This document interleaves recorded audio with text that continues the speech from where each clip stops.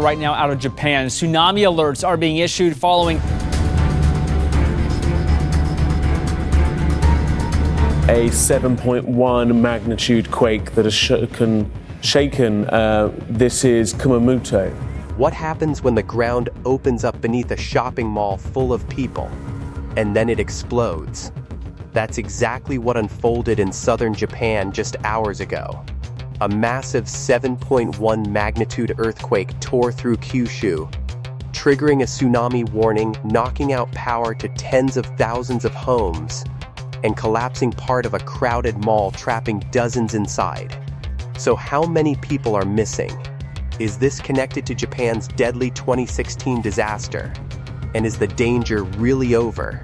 Stick around, because we're breaking down everything we know right now.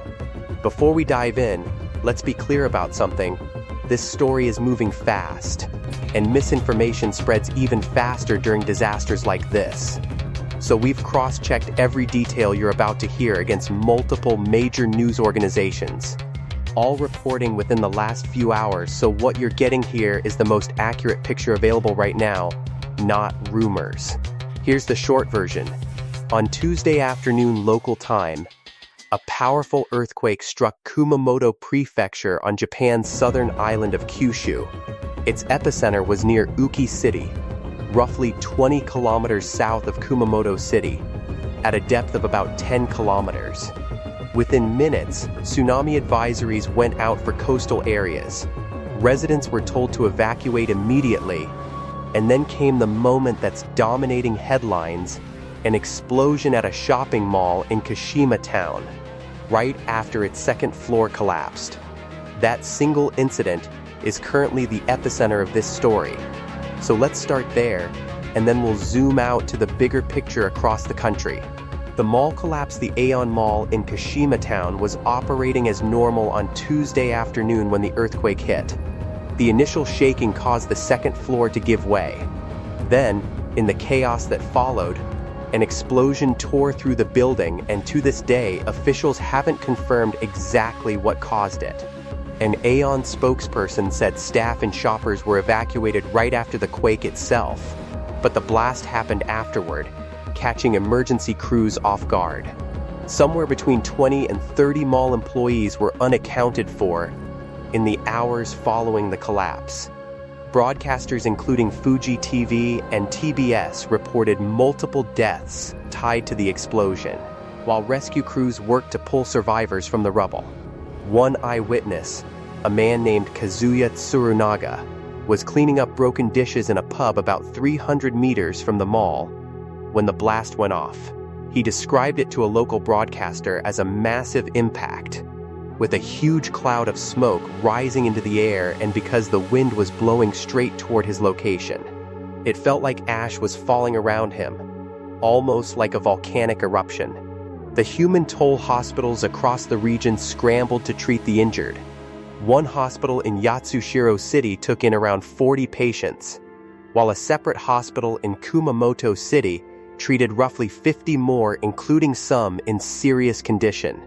Elsewhere, a high-speed train derailed and toppled onto its side at Yatsushiro Station, injuring even more passengers.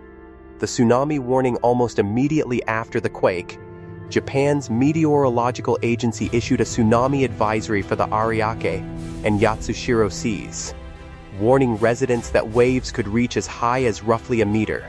Coastal communities were told in no uncertain terms to move away from the shore and stay away from the water until the advisory was lifted. Thankfully, that warning was called off within about 2 hours, but for a country that has lived through devastating tsunamis before, those 2 hours were tense. Infrastructure and economic impact. The disruption didn't stop at the mall or the coastline. Roughly 48,000 homes lost power.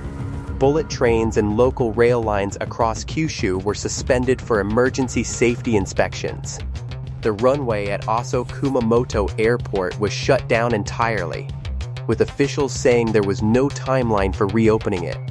Roads and bridges across the region sustained damage, and reports of fires and blackouts came in from multiple towns.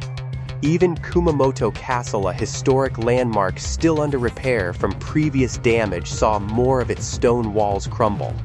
And this quake didn't just threaten homes and infrastructure, it threatened some of the world's biggest tech supply chains.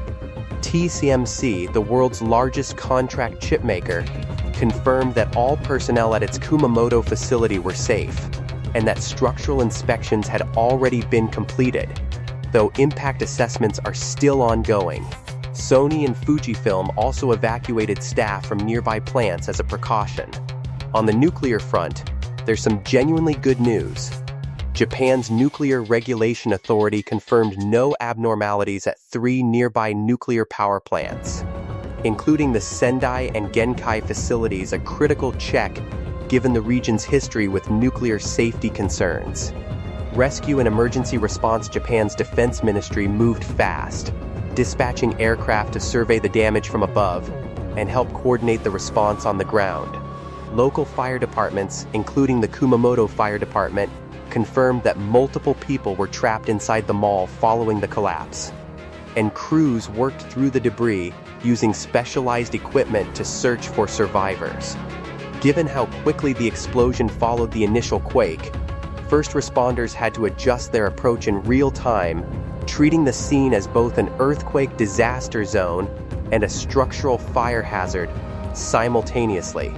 Meanwhile, evacuation centers opened across the affected prefectures, with local governments in Kumamoto and neighboring areas activating emergency shelters for residents whose homes lost power or sustained structural damage. Roads made impassable by cracks and debris slowed some response efforts, and officials asked residents to avoid unnecessary travel so emergency vehicles could reach the hardest-hit areas faster. Government Response Japan's Prime Minister, Tsunami Takaichi, addressed the nation, confirming injuries, power outages, fires, and damage to roads, bridges, and buildings. She urged residents in affected areas to evacuate to safety and remain alert, warning that another earthquake of similar magnitude could still strike. Meteorological officials echoed that warning, urging the public to stay cautious over the next 2 to 3 days as aftershocks remain a real possibility. Why this keeps happening, here's some context that helps explain why Japan finds itself in this position so often. The country sits along the Pacific Ring of Fire, a zone of intense volcanic and seismic activity that circles much of the Pacific Ocean. As a result, Japan experiences a tremor somewhere in the country roughly every 5 minutes, and it accounts for about 20% of all the world's earthquakes at magnitude 6 or higher. This isn't even the only major quake to hit Japan this year. A 7.5 magnitude earthquake struck back in April, triggering its own evacuations and tsunami warnings near Hokkaido.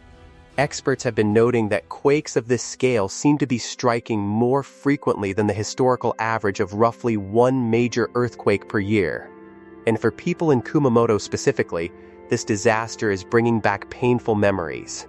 10 years ago, 2 major earthquakes struck the same region, killing 275 people and injuring nearly 2,740 more.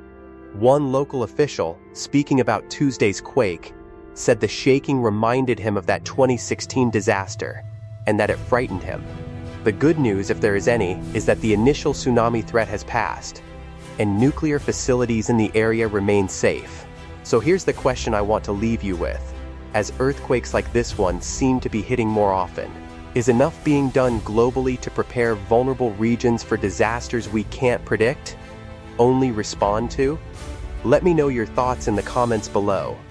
If this video kept you informed, do me a favor, hit that like button and subscribe so you don't miss our continuing coverage of this story as new details come in.